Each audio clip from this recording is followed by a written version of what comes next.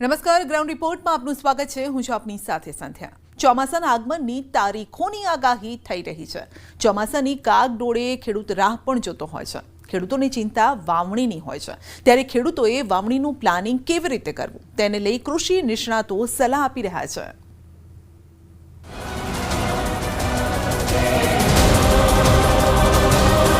ચોમાસું વહેલું, વાવણી લાયક વરસાદ ક્યારે? પવનોની ફેરબદલીના કારણે 8 થી 10 જૂન આસપાસમાં ગુજરાતના ઘણા ભાગોમાં વરસાદ થવાની શક્યતા રહે છે. વૃશ્ચિક નક્ષત્રમાં ગુજરાતમાં ઘણા ભાગોમાં અણધાર્યો વરસાદ થવાની શક્યતા રહે છે. વહેલી વાવણી તો કયા પાકનું કરશો વાવેતર? થોડી વહેલા વાવણી છે એટલે ખેડૂતોએ ખાસ એ ધ્યાન રાખવું છે કે હવે વાવેતર જે આપણે કરવાના છે એ ખાસ કરીને જો અત્યારે વાવેતર થાય, ખાસ કરીને જૂનના પહેલા વીકમાં, તો ખાસ કરીને થોડાક લાંબા ગાળાના પાક, ધારો કે મગફળી છે, કપાસ છે, એવા પાકોને વાવવો જોઈએ. ટૂંકા ગાળા પાકો બને ત્યાં સુધી ખેડૂત ભાઈઓ ન વાવવા જોઈએ. ગુજરાતમાં ચોમાસાની ગણતરીઓ મંડાઈ રહી છે. ચોમાસા પહેલા મિની વાવાઝોડા અને કમોસમી વરસાદે કેટલાય વિસ્તારોમાં ખેડૂતોની પથારી ફેરવી છે. હવે ખેડૂતોને ચોમાસાની રાહત છે. ચોમાસું આ વર્ષે વહેલું બેસવાની આગાહી થઈ રહી છે. ચોમાસું આ વર્ષે સારું રહેવાની પણ આગાહી છે, એટલે વરસાદ વહેલો અને સારો પડશે. પણ ખેડૂતોએ વાવણી ક્યારે કરવી તેને લઈને મૂંઝવણ છે. આગોતરું વાવેતર કરીને જોખમ લેવું કે નહીં તેને લઈને ખેડૂતોના મનમાં અનેક સવાલો છે. ત્યારે ખેડૂતોના આ મૂંઝવણને દૂર કરી રહ્યા છે નિષ્ણાતો. એટલે કે સામાન્ય કરતાં વધુ વરસાદ જૂન માસ દરમિયાન નોંધાય એવી શક્યતાઓ છે. ભારત હવામાન વિભાગ દ્વારા પણ વ્યક્ત કરવામાં આવી છે. તો આવા સમયે આપણે જોઈએ અને ચોમાસું છે 106% જે લાંબા ગાળાની અવધિ મુજબ કહેવામાં આવેલું છે, તો તે મુજબ લાંબા ગાળાના પાકો છે એ ખેડૂત માટે લેવા જોઈએ. જેથી કરીને જોઈએ તો મગફળી છે, કપાસ છે, સોયાબીન છે, આવા પાકોનું વાવેતર છે એ ખેડૂત મિત્રોએ આગામી દિવસોમાં જ્યારે વાવણી લાયક વરસાદ થાય ત્યારે કરવા માટેની એક સલાહ આપવામાં આવે છે. અને જો વધારે આગોતરું વાવેતર કરેલ હોય પાકોનું, તો એમણે પૂરક પાણીની વ્યવસ્થા હોય તો પૂરક પિયત આપવાની વ્યવસ્થા જ્યારે વરસાદનું પ્રમાણ ના જોવા મળે તો એ સમય દરમિયાન કરવાની પણ સલાહ છે એ ખેડૂત મિત્રોને આપવામાં આવે છે. વાવેતર ક્યારે કરવું જોઈએ? ચોમાસાની તારીખો આવ્યા બાદ કેટલાય ખેડૂતો વહેલું વાવેતર કરતા હોય છે. ત્યારે કૃષિ નિષ્ણાતો ખેડૂતોને સલાહ આપી રહ્યા છે કે વહેલું વાવેતર કરવાની જગ્યાએ સમયસર પૂરા પ્લાનિંગ સાથે વાવેતર કરવામાં આવે તો જ સારું પરિણામ મળે. ઘણા ખેડૂતોએ જે હમણાં જે વાવાઝોડું આવ્યું, આપણે ખાસ કરીને માવઠું આવ્યું, એને કારણે જે વરસાદ થયો ને એમાં વાવેતર કર્યા છે એ ખરેખર એટલું બધું વહેલા વાવેતર કરવાની જરૂર નથી. સમયસર પ્રમાણે વાવેતર કરીએ તો સારું પરિણામ મળે. બીજી, કદાચ આ ધારો કે આ વરસાદ આવ્યો પછી ચોમાસુમાં ખેડૂતો વાવેતર કરી પણ દે, પણ એવું શક્યતા છે કે કદાચ થોડુંક વચ્ચે વાયરું આવવાની શક્યતા રહે, તો ખાસ કરીને જે પાણીની વ્યવસ્થા હોય તે વાયરું આવે ત્યારે પાણીની વ્યવસ્થા પૂરેપૂરી કરી લેવી જોઈએ. બીજી વસ્તુ કે જ્યારે આપણે કોઈ પણ પાક લેતા હોય ત્યારે એનું આપણે પહેલા પ્લાનિંગ હોવું જોઈએ. એ પાક ક્યારે વાવવો, કેટલા પ્રમાણે વાવવો અને કયા પ્રમાણે એનું આગળ વધવું જોઈએ. બરોબર, ઘણી વખત ખેડૂતો છે ને કે ઘરમાં જે ખાતર હોય, બિયાણ હોય, વાવી દેતા હોય છે, પણ હંમેશા કોઈ પણ ખાતર, બિયાણ એ આપણે પૂરા પ્લાનિંગ સાથે વાવવું જોઈએ, તો જ એનું પરિણામ આવે છે. કારણ કે હું જાણીએ છીએ કે આપણે ગામમાંથી કોઈ પણ બિયાણ લઈએ ત્યારે ઘણી વખત ખેડૂતોને પૂરેપૂરું બિયાણ ઉગતું નથી. એનું કારણ છે કે એમાં પૂરેપૂરા જર્મિનેશન ટકા ન હોય. તો આપણે કોઈ પણ બિયાણ બહારથી લઈએ ત્યારે એનું આપણે ટેસ્ટિંગ આપણા ઘરે ક્યારામાં અથવા તો આપણે કુંડામાં કરી લેવું જોઈએ, જેથી આપણે ખબર છે કે આનું જર્મિનેશન કેટલું છે. તો ખેડૂતોને એ સલાહ છે કે વાવણી માટે બહુ ઉતાવળ ન કરતા હજી પણ ચોમાસું જે પૂરતા પ્રમાણમાં બેસી જાય પછી વાવણી કરવા માટે સલાહ આપવામાં આવે છે. અને IMDએ હાલમાં જે હવામાન વરસાદની આગાહી કરી છે એમાં ગુજરાતમાં સામાન્ય કરતાં વધારે વરસાદ થવાની સંભાવના છે, જે લગભગ 114% એટલે કે 927 મિલીમીટર જે સામાન્ય વરસાદ છે ગુજરાતનો, એના કરતાં વધારે વરસાદ થવાની પણ સંભાવના છે. તો જનરલી ચોમાસું જે છે એ 15 થી 20 જૂનની આજુબાજુ બેસતું હોય છે ગુજરાતમાં, તો એના કરતાં થોડું ઘણું વહેલું બેસવાની સંભાવના છે. એટલે હાલની કન્ડિશનમાં હજી પણ ખેડૂતોએ વાવણી કરવા માટે રાહ જોવા માટે આપણે ભલામણ કરીએ છીએ. હેક્ટર દીઠ કેટલું બિયારણ લાવવું જોઈએ? ખેડૂતો જ્યારે બિયારણ વાવે ત્યારે 200 કિલો જેટલું હેક્ટર દીઠ બિયારણ કરતા હોય છે. ખેડૂતોને નિંદામણની ચિંતા હોય છે, ત્યારે કૃષિ નિષ્ણાતો હેક્ટર દીઠ કેટલું બિયારણ વાવવું જોઈએ તેની પણ સલાહ આપી રહ્યા છે. ખેડૂતો જે વાવેતર કરવાનો જે રેશિયો છે બીજનો 1 હેક્ટર દીઠ અથવા 1 હેક્ટર 1 વીઘામાં, તો એનો પ્રમાણ બહુ રાખે છે. કારણ કે શું છે, અમુક સમય ઉગતું નથી એટલે પ્રમાણે વધારે રાખે છે. તો ખેડૂત મિત્રો જે યુનિવર્સિટીની ભલામણ છે એ પ્રમાણે કદાચ જો બિયારણ ઓછું વીગ્યું હોય તો એ પ્રમાણે થોડુંક વધારે રેટ રાખો. પણ ઘણા ખેડૂતો છે એ હેક્ટરે 125 કિલો ને અમારી ભલામણ છે હેક્ટરે 200 કિલો સુધી બિયારણ વાવે છે. તો ખેડૂતો આવું ન કરવું જોઈએ. એકદમ ઘાટું બિયારણ વાવવાનો કોઈ અર્થ નથી. બીજી વસ્તુ એ છે કે ઘણી વખત શું છે કે મુંડા આવવાની શક્યતાઓ રહે છે, એને કારણે ઘાટું બિયારણ વાવતા હોય છે ઘાટું. બીજું એના બદલે આપણે ખાસ કરીને મગફળીના પાકમાં જ્યારે આપણે વાવેતર કરીએ ત્યારે થાયરમનો પટ તો આપણે આપતા જ હોય છે. સાથે સાથે જો ક્લોરપાયરીનો ડોઝ આપી દઈએ તો એને કારણે શું છે, મુંડાનો કંટ્રોલ આવી જાય. કેટલો વરસાદ પડે ત્યારે વાવેતર કરવું જોઈએ? ખેડૂતો સિઝનનો પ્રથમ વરસાદ પડે એટલે કે વાવેતર કરી દેતા હોય છે ત્યારે, અને કૃષિ નિષ્ણાતો આવા ખેડૂતોને પૂરો વરસાદ થાય પછી જ વાવેતર કરવાની સલાહ આપે છે. મિત્રો, રાહ જોવાની સવાલ નથી. આપણે ખરેખર અધકચરું વાવેતર કરવું નહીં. ઘણી શું છે 1 થી 1.5 ઇંચ વરસાદ થાય છે એટલે ખેડૂતો વાવેતર કરી દેતા છે. કારણ કે ઘરમાં આપણે ખાસ કરીને કુવામાં કે બોરમાં પાણી ન હોય ત્યારે આવા ખેડૂતોએ વાવેતર કરવું નહીં. ખાસ કરીને જ્યાં સુધી 2 થી 2.5 ઇંચ વરસાદ થાય, ત્રે મળે પછી જ વાવેતર કરવું જોઈએ. અમે કોઈ પણ ચોમાસાના પાક આપણે ખાસ કરીને પૂરેપૂરો વરસાદ થાય પછી જો વાવેતર કરીએ તો જ આપણો સારામાં સારો ઉગાવ મળે. એનું કારણ કદાચ વાવેતર થયા પછી જો થોડુંક પેલું કાઢે, વચ્ચે વાયરો આવે તો શું થાય, એથી જમીનમાં ગરમી હોય, ઉપરથી વરસાદ પડ્યો અને બિયાણ હોય તો વધકચરું વાવેતરમાં દાણા બફાઈ જાય, અને કારણે બહુ મોટી નુકસાની ખેડૂતો વેઠવી પડતી હોય છે. વાવણીનો યોગ્ય સમય કયો ગણાય? જૂનાગઢમાં જે આગાહીકારો વરસાદનો વર્તારો કરવા ભેગા થયા હતા તેમણે પણ વાવણીના સમયની આગાહી કરી હતી, જેમાં આગાહીકારોએ 3 તબક્કામાં વાવણી કરવાનો સમય આપ્યો. રમણીક વામજાએ 3 તબક્કામાં વાવણીની આગાહી કરી, જેમાં પ્રથમ તબક્કો 7 જૂન, બીજો તબક્કો 21 જૂન અને ત્રીજો તબક્કો 29 જૂન સુધીમાં સમગ્ર રાજ્યમાં વાવણી લાયક વરસાદની આગાહી કરી છે. તો અન્ય એક હવામાન આગાહીકાર ભીમાભાઈ ઓડેદરાએ પણ વાવણી ક્યારે કરવી તેને લઈને આગાહી કરી છે. સાંભળો. વિખરાઈ ગયેલ છે, ટૂંકમાં સક્રિય નહીં, એક ધારો વરસાદ નહીં, પણ એક તોફાન આવે છે.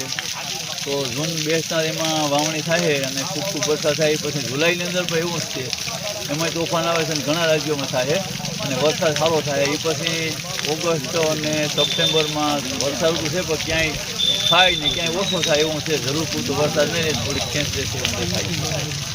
તોફાનને લીધે કાંઈ નુકસાની થાય? નુકસાનીથી લાભ બહુ થાય, કારણ કે વરસાદ ઋતુની અંદર તોફાન છે ને, વરસાદ ઋતુનું વરસાદ અનુકૂળ હોય એટલે ખેડૂતોને લાભ થાય, વારે ફાયદા આવે છે. હવે લોકોના મનમાં સવાલ પણ છે કે પાછોતરો વરસાદ કેવો રહેશે? તો ખેડૂતોને પાછોતરા વરસાદની ચિંતા સતાવતી હોય છે. તેવા સમયે જાણીતા હવામાન આગાહીકાર અંબાલાલ પટેલે આગાહી કરી છે કે આ વર્ષે પાછોતરો વરસાદ સારો રહેશે, જો કે ઓગસ્ટ મહિનામાં ચોમાસાના વરસાદમાં વધઘટ રહી શકે છે. એકંદરે ચોમાસું ગુજરાતમાં સારું રહેવાની શક્યતા રહે છે, પરંતુ તેના સ્પેલ કેવા બને છે? કારણ એક માસમાં 2 લો પ્રેશર બની અને દર 15 દિવસે સમયાંતરે સારો વરસાદ આવતો હોય તો ચોમાસું સારું ગણી શકાય. એટલે એકંદરે ચોમાસું શરૂઆતનું ચોમાસું સારું રહેવાની શક્યતા રહેશે. કદાચ ઓગસ્ટ માસમાં ચોમાસામાં વધઘટ રહી શકે, પરંતુ 2 થી 8 ઓગસ્ટમાં કેટલાક ભાગમાં વરસાદ થવાની શક્યતા રહેશે. 75 વરસાદ પણ થવાની શક્યતા રહેશે અને સપ્ટેમ્બર ઓક્ટોબરમાં દરિયામાં હવાના હળવા દબાણ ઊભા થવાની શક્યતા રહેશે. ચોમાસાનું વિધિવત આગમન થાય તે પહેલા જ પ્રી મોન્સૂન એક્ટિવિટીના ભાગરૂપે કેટલી જગ્યાએ વરસાદ પડી રહ્યો છે. ડાંગમાં પણ સતત બીજા દિવસે વરસાદી માહોલ જામ્યો. વહેલી સવારથી વરસાદી માહોલ બન્યો અને ગાજવીજ સાથે વરસાદ ખાબક્યો. બીજા દિવસે પણ ડાંગમાં ગાઢ ધુમ્મસની ચાદર છવાયેલી જોવા મળી. આ આહલાદક વાતાવરણથી અહીં ફરવા આવેલા પ્રવાસીઓને તો મોજ પડી ગઈ. તેમની ડાંગની યાત્રા સાર્થક ફળી. નવસારી શહેરમાં પણ વહેલી સવારથી વાતાવરણમાં પલટાની સાથે વરસાદ વરસ્યો. તેજ પવન સાથે ખાબકેલા વરસાદે ખેડૂતોને નુકસાન પહોંચાડ્યું. 30,000 હેક્ટરથી વધુ વિસ્તારમાં ડાંગરની કાપણી બાકી છે અને વરસાદ ખાબકતા ડાંગરની કાપણીને વિઘ્ન નડ્યું છે. કાપણી પહેલા જ પડેલા વરસાદના કારણે ડાંગરના ભાવ ઓછા મળવાની શક્યતા છે, જેથી ખેડૂતો ચિંતાતુર બન્યા છે. આ તરફ અપર એર સાયક્લોનિક સર્ક્યુલેશન સક્રિય થતા હજુ પણ 2 દિવસ વરસાદની હવામાન વિભાગની આગાહી છે. ભારે પવન સાથે વરસાદ ખાબકશે, જો કે 2 દિવસ બાદ વરસાદનું જોર ઘટશે. आने वाला अगले 2 दिन तो कब का स्कैटर्ड रेनफॉल रहेगा राज्यों में, वो तो गुजरात रीजन और सौराष्ट्र कच्छ रीजन में. अभी आज का जो दिन है इसमें आपका हेवी रेनफॉल का भी वार्निंग है और पूरा राज्यों में थंडरस्टॉर्म के साथ लाइटनिंग भी रहने का वार्निंग है 40 to 50 किलोमीटर प्रति घंटा में, और इसके साथ लाइट टू मॉडरेट रेन भी आइसोलेटेड जगह में रहने का पूर्वानुमान है. इसमें जो हेवी रेनफॉल वाला डिस्ट्रिक्ट है सौराष्ट्र कच्छ में आ रहा है अमरेली, भावनगर, और हमारा जो गुजरात साउथ गुजरात रीजन में बहारुच, नर्मदा, नवसारी, वलसाड, डांग, सूरत, तापी, दादरा नगर हवेली, ये जो एरिया है साउथर्न डिस्ट्रिक्ट के, इसमें हेवी रेनफॉल का भी वार्निंग दिया गया है. ચોમાસા પહેલા વરસાદ ચાલુ રહેશે, પરંતુ ખેડૂતો ચોમાસાના આગમનની રાહ જોઈ રહ્યા છે, જેથી વાવણી કરી શકાય. જો કે કૃષિ નિષ્ણાતો વાવણીને લઈને સલાહ આપી રહ્યા છે કે સારો વરસાદ પડવાનો છે, કેમ કે જો પછી વરસાદ ખેંચાઈ જાય તો ખેડૂતોને નુકસાન વેઠવાનો વારો આવે, અને એટલે વાવણી માટે ઉતાવળ કરવાની જગ્યાએ યોગ્ય પ્લાનિંગ સાથે વાવણી કરવી જરૂરી છે. નજર હટી દુર્ઘટના ઘટી, આવું જ કંઈક થઈ રહ્યું છે રાજ્ય અને દેશમાં, જ્યાં રસ્તે હાલતા ચાલતા મોત મળી જાય છે. માટે કહીએ છીએ, રસ્તા પર નીકળો તો જરા સાચવીને ચાલજો અને આમ તેમ જોઈને વાહન હંકારજો, નહીતર તમારો જીવ જોખમમાં મુકાશે કાં તો સામેવાળાનો.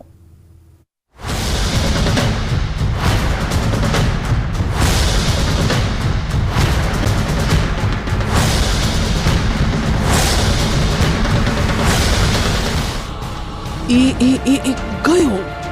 બાપરે, અકસ્માતના ચોંકાવનારા દ્રશ્યો, મોત સાથે ગતિની ટક્કર. અકસ્માતના લાઈવ દ્રશ્યો છે વલસાડના. પારડી નજીક કપાસની ગાંસડી ભરેલી ટ્રક પલટી ખાઈ ગઈ. એક ટ્રક ચાલક સ્ટીયરિંગ પરથી કાબુ ગુમાવે છે અને ટ્રક આમથી તેમ ડોલવા લાગે છે ને ત્યારબાદ તે પલટી ખાઈ જાય છે. હાઈવે પર દોડતો આ ટ્રક ડગુમગુ કરતો હતો. કોઈ કંઈ સમજે તે પહેલા જ તે પલટી મારી ગયો ને કપાસની ગાંસડીઓ હાઈવે પર વિખેરાઈ ગઈ. સારી વાત એ રહી કે આ ગંભીર અકસ્માત છતાં પણ ટ્રક ચાલકનો જીવ બચી ગયો. જો કે રોડ પર ગાંસડીઓ ફંગોળાઈ જતા રસ્તો બ્લોક થઈ ગયો. ટ્રાફિકને પણ અસર થઈ, પરંતુ પોલીસ અને આસપાસના લોકોની મદદથી ગાંસડીઓ હટાવીને વાહન વ્યવહાર પૂર્વવત કરાયો.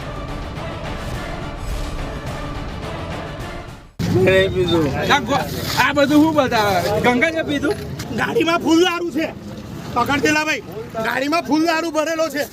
આજે નશામાં ચૂર વડોદરાના પીએસઆઈ, જેણે 2 દિવસ પહેલા 3 વાહનને ટક્કર મારી હતી. વડોદરા શહેરના છાણી બ્રિજ પાસે ઉહાપોહ મચાવી દીધો. આ અકસ્માતમાં એક્ટિવા પર સવાર 2 મહિલાને ઈજા પહોંચી.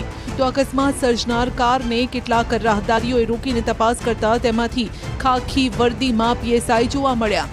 કારમાં દારૂની બોટલ પણ હતી અને ખાખીધારી ભાનમાં પણ ન હતા.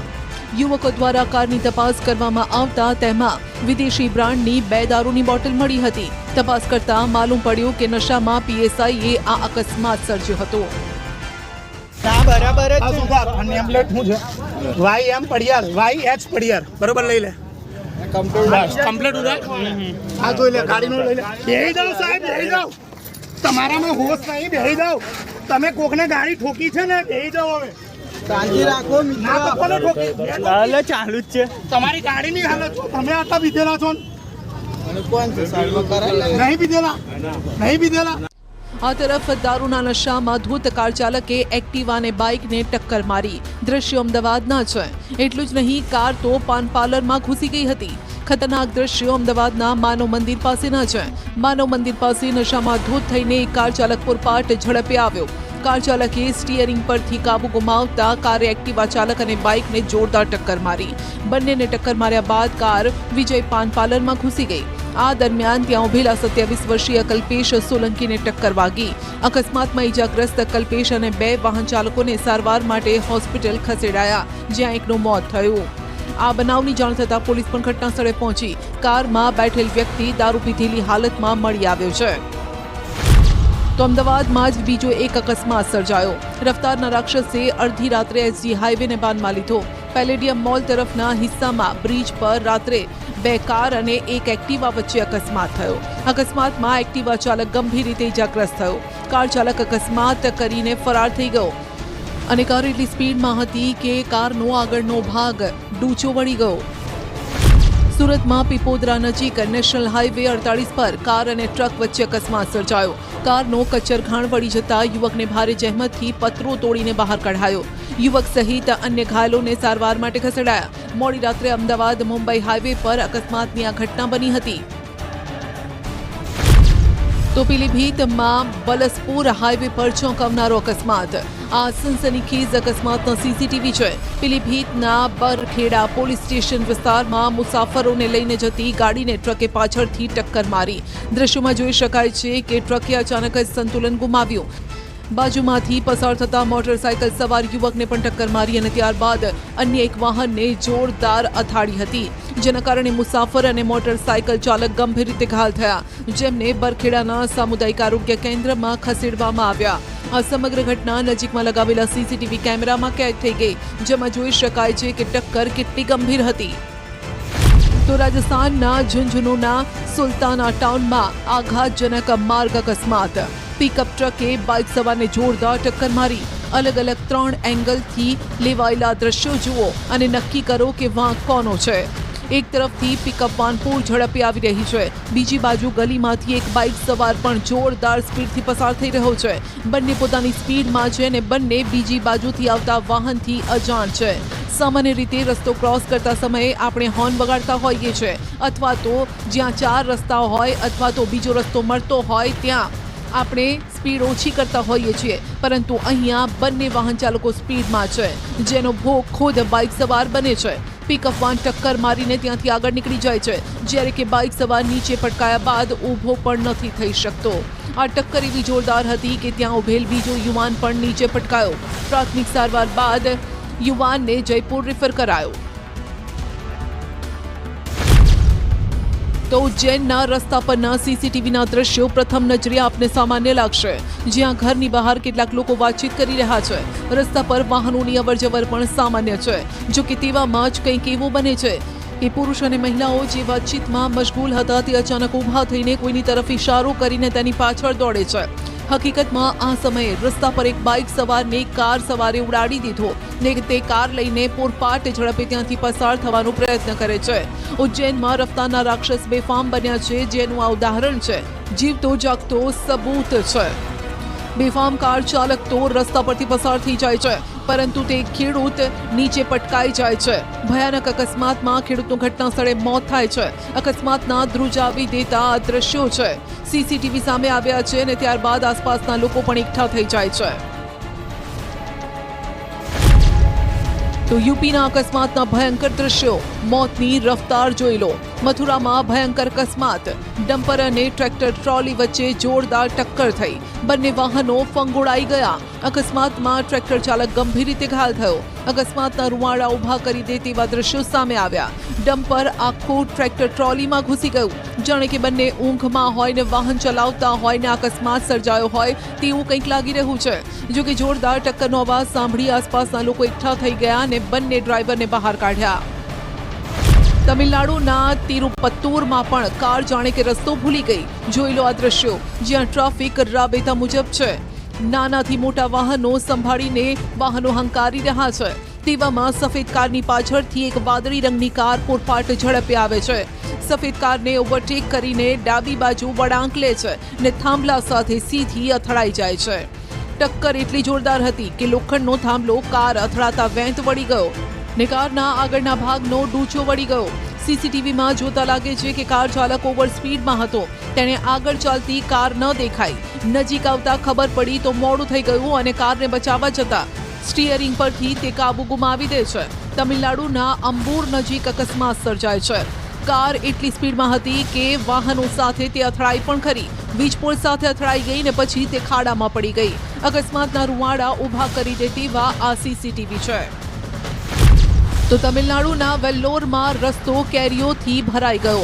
અકસ્માત થતા કેરી ભરેલ ટ્રક પલટી મારી ગયો હતો અને ઊંધો વળી ગયો, જેના કારણે રસ્તા પર કેરીઓ વેરવિખેર થઈ ગઈ. આટલી બધી કેરીઓ એક સાથે જોતા લોકો પણ તેને લેવા માટે પડાપડી કરવા લાગ્યા. કેટલાક લોકો તો કોથળા લઈને પહોંચ્યા. જેટલી વીણાય તેટલી કેરીઓ લઈને ચાલતી પકડી. જો કે આ સમયે પોલીસ પણ ત્યાં ઊભી હતી, પરંતુ તે લોકોને રોકી ન શકી. ચેન્નઈ બેંગ્લોર રાષ્ટ્રીય ધોરીમાર્ગ પર આ અકસ્માત સર્જાયો. તો ઉત્તરાખંડના વિકાસનગરમાં ખનન માફિયાઓએ હદ વટાવી. ગેરકાયદેસર ખનન સામગ્રીથી ભરેલા વાહનો રસ્તા પર બેફામ દોડી રહ્યા છે. આવામાં નવાબગઢ વિસ્તારમાં બેફામ ટ્રેક્ટર ચાલકે અનેક વાહનોને અડફેટે લીધા. રેલવે ક્રોસિંગ ઝડપથી પાર કરવાના ચક્કરમાં ટ્રેક્ટર ચાલકે એક બાઇક ચાલકને કચડી નાખવાનો પ્રયત્ન કર્યો. જો કે સારી વાત એ રહી કે આ સમયે બાઇક ચાલક બચી ગયો. ટ્રેક્ટરની આડે બાઇક આવતા તે બહાર નીકળી ગયો, નહીતર યુવાન ટ્રેક્ટરની નીચે આવી જાત. અકસ્માતના હચમચાવી દે તેવા આ દ્રશ્યો છે. બિહારના ડુમરામાં રફતારના રાક્ષસ બેફામ. અકસ્માતની આ દુઃખદ તસવીર સીતામઢીની છે. સીસીટીવીમાં કેદ થઈ છે આ ગંભીર ઘટના. આ થોડીક સેકન્ડના સીસીટીવી ફૂટેજ છે, જેમાં મોટી બેદરકારી પણ છતી થઈ રહી છે. આ દ્રશ્યો પરથી સમજાઈ જાય છે કે ડ્રાઈવરો રસ્તા પર કેટલી બેદરકારીથી વાહનો હંકારે છે, જાણે કે પપ્પાનો જ આ રસ્તો હોય. સીતામઢીના રીગા મિલ ચોક પાસેથી એક મહિલા તેના બાળક સાથે પસાર થતી હતી, ત્યારે જ એક ઝડપી વાહન તેના પર ચડી ગયું. આ ઘટના એટલી પીડાદાયક હતી કે તેને જોઈ લોકો પણ હચમચી ઉઠ્યા, ધ્રુજી ઉઠ્યા. સ્થાનિક લોકોની મદદથી મહિલા અને તેના બાળકને તાત્કાલિક સ્થાનિક પીએસસી સેન્ટરમાં દાખલ કરવામાં આવ્યો. આ તરફ ભાવનગર ધોલેરા રોડ પર ભયંકર અકસ્માત સર્જાયો, જ્યાં કાર ડિવાઈડર ઉપર ચડી ગઈ. સાંઢિયા ગામ નજીક અકસ્માત સર્જાયો, જેમાં 3 લોકોના મોત થયા. 2 કાર વચ્ચેનો અકસ્માત એટલો ગંભીર હતો કે તેને જોવા માટે લોકોના ટોળા એકઠા થઈ ગયા. તો વડોદરાના પીપળિયા નજીક ડમ્પરની અડફેટે ડિલિવરી બોયનું મોત થયું. ડિલિવરી પતાવીને પરત ફરતા સમયે આ ગંભીર અકસ્માત સર્જાયો, જ્યાં ડમ્પરના તોતિંગ પૈડા ફરી વળતા યુવકનું ઘટના સ્થળે જ મોત થયું. આ તરફ દાહોદમાં ટ્રક અને બસ વચ્ચે અકસ્માત. ધાર્મિક પ્રવાસે નીકળેલા ભક્તોને અકસ્માત નડ્યો. અકસ્માતમાં 12 જેટલા લોકો ઇજાગ્રસ્ત થયા. ખંભાતથી ઓમકારેશ્વર અયોધ્યા જતા ભક્તોને અકસ્માત નડ્યો હતો. દાહોદ નજીક રામપુરા હાઈવે પર આગળ જતી ટ્રકને બસે પાછળથી ટક્કર મારી હતી. આ તમામ દ્રશ્યો જોતા લાગે છે કે ઝડપની મજા મોતની સજામાં પરિવર્તિત થઈ રહી છે. માટે વાહનો ધીમે હંકારો ને આસપાસના લોકોને બચાવીને ચાલો.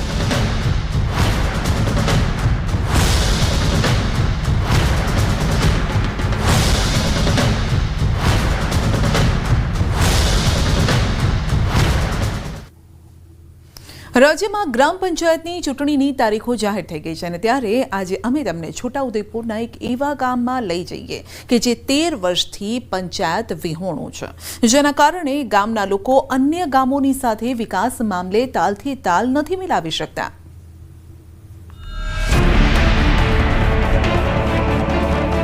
એક ગામ આવું પણ 13 વર્ષથી પંચાયત વિહોણું ગામ. સરપંચ વિના રૂંધાયો ગામનો વિકાસ. જર્જરિત શાળા, પાણી માટે વલખા, કાચા રસ્તા, સુવિધાનું નથી કોઈ નામો નિશાન, વિકાસનું નથી કોઈ નામો નિશાન. કેમ કે છોટાઉદેપુરના બોડેલીના કુંડી ઊંચા કલમ ગામમાં 13 વર્ષથી પંચાયતનું નથી કોઈ નામો નિશાન. 2013ની સાલમાં અલાયદો છોટાઉદેપુર જિલ્લો એટલા માટે બન્યો હતો કે છોટાઉદેપુર તેમાં સમાવિષ્ટ ગામોનો વિકાસ પણ કરી શકે. આ ગામોનો તો વિકાસ રૂંધાઈ ગયો છે, કારણ કે જિલ્લો અસ્તિત્વમાં આવ્યા બાદ સીમાંકનો બદલાયા. કુંડી ઊંચા કલમ ગામમાં સીમાંકન બદલાતા સંખેડામાંથી બોડેલી તાલુકામાં સમાવિષ્ટ કરવામાં આવ્યું. સણોલી જૂથ ગ્રામ પંચાયતમાં સામેલ આ ગામ બોડેલીમાં જતા પંચાયતમાંથી બરખાસ્ત કરવામાં આવ્યું. તે દિવસની આજની ઘડી આ ગામ પંચાયત વગરનું બની ગયું છે, જેને આજે 13 વર્ષ વીતી ગયા. ન પંચાયત મળી ન સરપંચ મળ્યા, જે ગામની સમસ્યા સાંભળે ને ગામનો વિકાસ કરે. તાલુકા વિભાજન થયા પછી અમારું ગામ બોડેલી તાલુકામાં આવ્યું અને સનોલી સંખેડા તાલુકામાં ગયું. એ પછી અમારા ગામમાં આજથી 13 વર્ષથી અમારા કોઈ સરપંચ નથી, કોઈ જ એ નથી. અમારા સરપંચની ચૂંટણી 13 વર્ષથી થઈ નથી, જેથી ગામની અંદર વિકાસ આખો રૂંધાઈ ગયો છે. જેમાં અમારું એક ફળિયું છે કુંડી, જેની અંદર તઈ જવા માટે લગભગ અડધો કિલોમીટર જવા માટે રસ્તો છે, પણ એકદમ કાચો રસ્તો છે, જ્યાં જવા માટે બહુ તકલીફ છે. રસ્તા ચોમાસાની અંદર જવાની બહુ એ હોય છે, ગાડી નથી જતી કે કશું જતું નથી. ત્યાં આગળ નથી લાઇટ કે કોઈ રસ્તો નથી, નહીં પાણીની સુવિધા, કોઈ જ વસ્તુ નથી. પાણી માટે લોકો ત્યાં એક કોતરની અંદર જે ઢોરું પાણી હોય છે એ પાણીની બાજુમાં વેરી ખોદીને તેનું પાણી જે પીવે છે. કુંડી ઉચ્ચાકલમ ગામ બે ભાગમાં વહેંચાયેલું છે. એક ભાગને કુંડી કહેવામાં આવે છે, બીજા ભાગને ઊંચા કલમ. બીજા ભાગમાં વહેંચાયેલા કુંડી વિસ્તારમાં રહેતા લોકોની તો દશા અતિ દયનીય છે. અહીં રહેતા ગરીબ લોકો તદ્દન કાચા બનાવેલા ઝૂંપડામાં રહે છે. અહીં રહેતા લોકોને લાઇટની પણ વ્યવસ્થા નથી. વર્ષોથી અહીં રહેતા લોકો લાઇટ વિના જીવી રહ્યા છે. રસ્તા એવા છે કે વાહનો પણ ન ચાલી શકે. સૌથી વિકટ સમસ્યા પીવાના પાણીની છે. મહિલાઓ કોતરોમાં જાય છે અને આ રીતે ખાડા ખોદીને પાણી ભરે છે. ચોમાસામાં તો આ સમસ્યા વિકટ બની જાય છે અને છતાં આ ગામના લોકો પાસેથી સણોલી પંચાયત કુંડી ઊંચા કલમ ગામના લોકો પાસેથી વેરો પણ વસૂલે છે. પણ સણોલી પંચાયત કુંડી ઊંચા કલમ ગામના લોકોને કોઈ પ્રાથમિક સુવિધા નથી આપતી. અહીંયા મેં 15 વર્ષથી રમશું, પણ કોઈ સુવિધા નથી અમારી કને. આ ઘરવેરો નરવેરો બધું જ ભરીએ છે, પણ કોઈ સુવિધા મળતી નથી. એટલે અમને કંઈક પણ આ સુવિધા મળવી જોઈએ. અને સરપંચ નથી અમારા ગામમાં, એ સરપંચ પણ મળવું જોઈએ. લાઇટ નથી, નર નથી, પછી રહેવાનો બરાબર ઝૂંપડો નથી. એ બધું અમને મળવું જોઈએ. એવું નરવેરો ઘરવેરો ને સફાઈ વેરો બધું ભરીએ છે સાહેબ, પણ કઈ સુવિધા મળી નથી. પાણીની સુવિધા નથી. કઈ રીતે પાણી ભરો છો? અહીંયા કોથળામથી. હા, રસ્તો છે? રસ્તો આ છે એ જ છે, કાચો રસ્તો છે. ચોમાસામાં તો હવે જવાની તકલીફ છે. ઊંચા કલમ અને કુંડી વિસ્તારમાં રહેતા લોકો ફરજિયાત વેરો ભરે છે. પણ નવાઈની વાત એ છે કે જે સણોલી ગામ સંખેડા તાલુકામાં આવેલું છે, જે અહીંથી 5 કિલોમીટર દૂર છે, માટે તેમને વેરો ભરવા માટે કે કોઈ દાખલા લેવા હોય તો પણ આટલા દૂર ફેરો કરવો પડે છે. આ ગામની મુલાકાતે ન્યૂઝ 18ની ટીમ પહોંચી તો ત્યાં પંચાયત પર તાળા લટકી રહ્યા હતા. છોટાઉદેપુર જિલ્લામાં મધ્યમાં આવેલું એક ગામ, જે ગામનું નામ છે કુંડી ઊંચા કલમ. તે ગામની અંદર આજે ગામનો મોભી નથી, એટલે કહી શકાય ગામની અંદર સરપંચની ચૂંટણી થતી નથી. તેના જ કારણે આ ગામની અંદર કોઈ મોભી નથી, જેના કારણે આ ગામને જે વિકાસ છે તે રૂંધાયો છે. આપ જોઈ શકો છો કે આ જે કુંડી ઊંચા કલમનો એક વિસ્તાર છે, આ વિસ્તારની અંદર આજે વર્ષો વીતી ગયા, પરંતુ આજે લાઇટની સુવિધા નથી, પાણીની સુવિધા નથી, કોઈ પણ પ્રાથમિક સુવિધા આ ગામના લોકોને મળી નથી. આપ જોઈ શકો છો કે મહિલાઓ જે છે બેડું લઈને જે ઊભી છે, તેઓ અહીંથી દૂર એક કોતરમાં આવીને તેઓ બૂંદ બૂંદ પાણી મેળવે છે અને પોતાનું જીવન જે છે તે ગુજારી રહ્યા છે. સરકાર વાતો કરે છે કે છેવાડાના માનવી સુધી વિકાસ પહોંચ્યો, પરંતુ આ તસવીર જ બતાવી જાણે છે કે આ ગામની અંદર વિકાસ આવ્યો છે કે કેમ. જ્યારે આપણે જોઈ શકો છો એક ભાઈ ઊભા છે, તેમની પાસે વેરાની પાવતી છે. એ વેરાની પાવતી પણ 2021-22 નાયકા કંચનભાઈ સીમાભાઈ, ત્યારે તેઓનો વેરો પણ ભરવામાં આવ્યો છે. નર વેરો, ઘર વેરો, પાણી વેરો, સફાઈ વેરો, બીજા અન્ય વેરા, આમ કરીને 900 રૂપિયા આ ભાઈ પાસેથી લેવામાં આવ્યા છે સણોલી ગ્રામ પંચાયતમાંથી. ગામના પૂર્વ સરપંચનું કહેવું છે કે સણોલી પંચાયતના તલાટી ભાગ્યે જ તેમને મળે છે. ગામના લોકોએ નેતાઓ અને અધિકારીઓને રજૂઆત કરી, પરંતુ કોઈ નિવેડો જ નથી આવી રહ્યો. પંચાયત મંત્રી બચુ ખાબડને પણ મળ્યા, પણ તેમની માંગણીઓ અભિરાઈએ ચઢાવી દેવાય છે. એ તો આખું ડિફરન્સ તો પડે જ સાહેબ. હવે કોઈ આમાં દેખરેખ કરે, કોઈ જોવે, કોઈ અધિકારીના, મામલતદારને, ટીડીઓ, કોઈ જિલ્લામાંથી કોઈ કશું નહીં સાહેબ. કોઈ વિકાસ નહીં અમારે. એ તો વેરો ભરવા તો સણોલી જવું પડે સાહેબ, 7 કિલોમીટર.